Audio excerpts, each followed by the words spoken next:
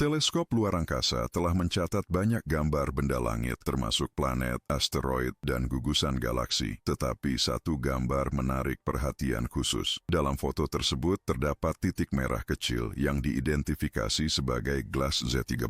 Mungkin galaksi terjauh yang pernah terdeteksi. Berkat pengamatan dari teleskop luar angkasa James Webb, galaksi ini terletak pada redshift mendekati 13 yang menjadi asal penamaannya. Penemuan ini diumumkan pada Juli 2022. Tetapi beberapa hari kemudian, penelitian baru muncul yang menunjukkan adanya galaksi yang bahkan lebih luar biasa dalam data yang dikumpulkan oleh James Webb yang kuat. Perdebatan ini menguat di Twitter, meskipun penelitian masih bersifat awal dan belum melalui tinjauan sejawat. Dalam beberapa bulan ke depan, kita akan mendapatkan kesimpulan yang lebih solid. Tapi apa sebenarnya yang diusulkan oleh artikel-artikel ini? Jika dikonfirmasi, temuan ini bisa mempertanyakan sebagian pengetahuan kita saat ini tentang kosmos. Tonton video ini untuk menjelajahi galaksi tertua di alam semesta dan misteri lainnya. James Webb mungkin telah menemukan galaksi yang menantang teori-teori mapan. Seperti yang disebutkan, penemuan baru ini masih awal, tetapi memiliki potensi untuk merevolusi pemahaman kita tentang alam semesta awal, khususnya tentang pembentukan bintang dan galaksi pertama. Data menunjukkan bahwa mungkin kita salah memperkirakan kapan galaksi muncul dan, akibatnya, usia bintang tertua. Temuan ini menantang konvensi, dan jika divalidasi, bisa mengguncang fondasi kosmologi. Banyak prediksi awal dan sebagian pemahaman saat ini tentang evolusi alam semesta akan bertentangan dengan pengamatan ini. Tapi apa alasannya? Untuk memahaminya, kita perlu meninjau kembali apa yang ditetapkan oleh teori-teori tentang momen-momen pertama kosmos. Mari kita soroti aspek-aspek utama. Big Bang terjadi, melahirkan alam semesta di mana-mana secara bersamaan. Satu titik tunggal di ruang angkasa, sangat panas dan padat. Jejak peristiwa primordial ini terawetkan dalam yang disebut latar belakang gelombang mikrokosmik, cahaya sisa dan radiasi yang masih dapat kita deteksi dan analisis dengan presisi. Selanjutnya, dalam sepersekian waktu yang sangat singkat, alam semesta mengalami perluasan luar biasa, dikenal sebagai inflasi kosmik. Pada periode ini, ukurannya bertambah setidaknya 90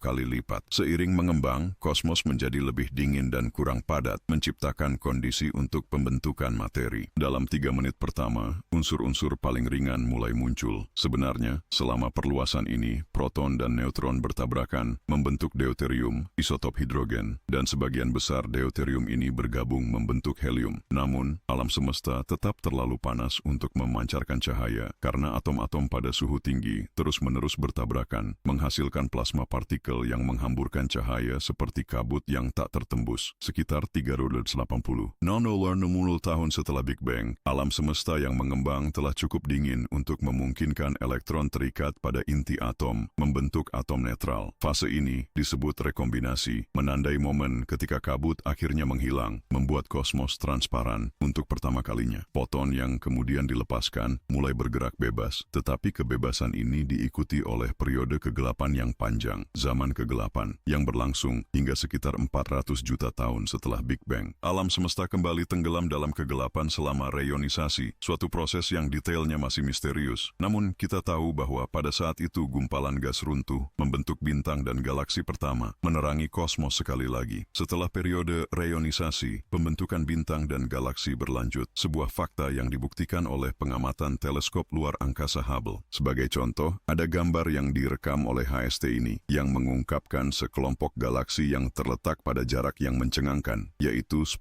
miliar tahun cahaya. Data ini sangat penting untuk memahami temuan terbaru di bidang ini. Sekarang, mari kita analisis bagaimana temuan baru ini menantang skenario saat ini, yang sebelumnya tampak mapan dan berdasar. Menurut teori Big Bang, bintang muncul terlebih dahulu, kemudian diikuti oleh galaksi. Kita juga tahu bahwa era rekombinasi mendahului proses ini, yang kemudian memunculkan reionisasi. Namun salah satu celah utama dalam garis waktu ini adalah ketidakpastian tentang tanggal pasti peristiwa-peristiwa ini terjadi. Belum ada konsensus tentang kapan bintang pertama muncul atau kapan mereka mulai berkumpul menjadi galaksi. Pertanyaan penting lainnya adalah, apa yang mendorong transisi ini ke struktur yang lebih kompleks? Jika Anda mengikuti hingga sejauh ini, itu karena konten ini menarik minat Anda. Bagaimana kalau berlangganan saluran ini dan mengaktifkan notifikasi agar tidak ketinggalan video berikutnya? Dalam ranah ilmiah, salah satu strategi utama untuk menjawab pertanyaan-pertanyaan ini adalah pencarian bintang populasi terbaru.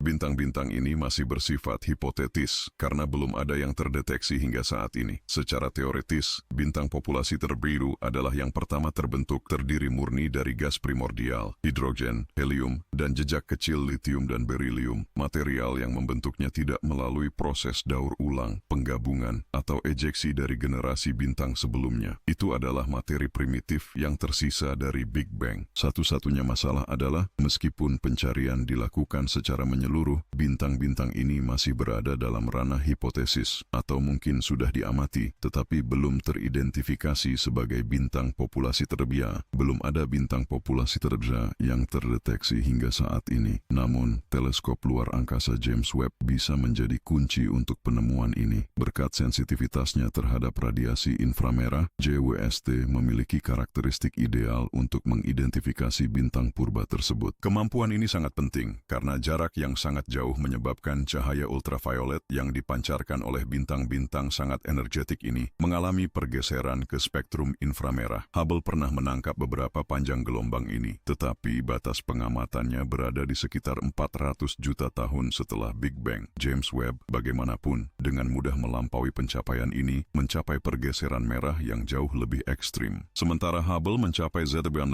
Webb telah mencapai Z13 dalam pengamatan seperti gelas Z13.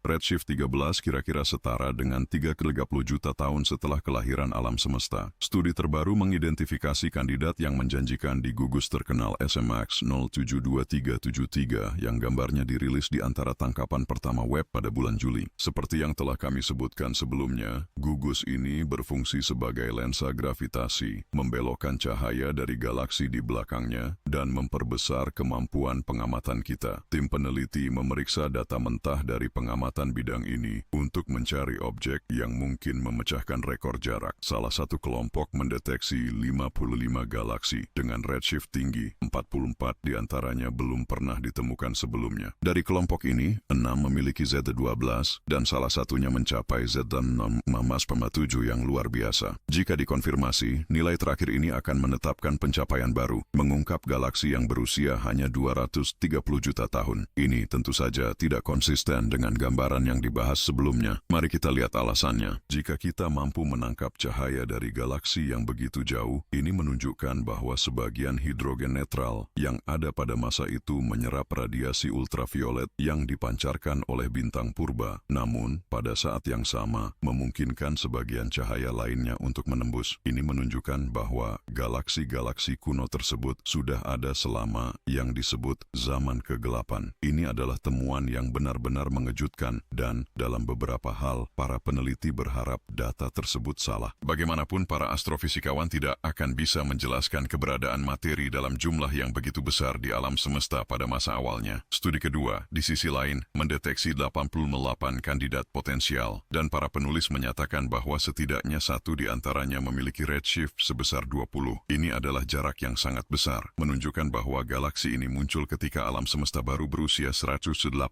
juta tahun. Tetapi apakah ini hasil yang definitif? Tentu saja tidak. Hasil ini masih sangat awal, dan kita perlu menunggu lebih banyak analisis dan tinjauan dari komunitas ilmiah. Dan jika ini dikonfirmasi, kita akan menghadapi dilema besar. Dalam skenario ini, perlu dikembangkan model baru yang harus selaras dengan pengamatan. Dalam sains, salah satu kriteria fundamental untuk setiap teori adalah kemampuannya untuk menjelaskan fenomena yang diamati. Ketika ini gagal, itu adalah tanda bahwa kita membutuhkan teori yang lebih kuat atau instrumen dan metode pengukuran yang lebih presisi. Siapa tahu, bagaimanapun, saya yakin dalam beberapa bulan ke depan kita akan mendapatkan kabar baru. Era teleskop luar angkasa James Webb baru saja dimulai, dan revolusi sudah di depan mata. Meskipun tidak ada keraguan, masih perlu dikonfirmasi apakah galaksi ini benar-benar setua yang ditunjukkan oleh redshiftnya. Para astronom akan menggunakan spektroskopi untuk memeriksa intensitas cahaya pada berbagai panjang gelombang di semua galaksi yang terdeteksi sejauh ini oleh spektrograf inframerah dekat Webb. Peralatan ini menggunakan mikrocermin yang dapat disesuaikan dengan panjang hanya 0,0